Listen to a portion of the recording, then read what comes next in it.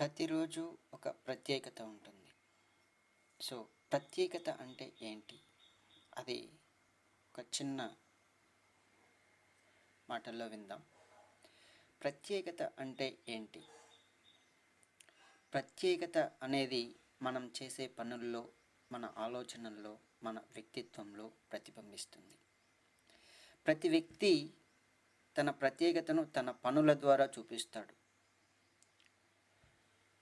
మన ప్రత్యేకతను అంగీకరించడం, మన నిజమైన స్వరూపాన్ని అర్థం చేసుకోవడం ముఖ్యం. మీ ప్రత్యేకతను గుర్తించండి, దాన్ని ప్రపంచానికి చూపించండి. మీరు చేసే పనులను బట్టి మీ ఆలోచనలు ఉంటాయి. స్వస్తి.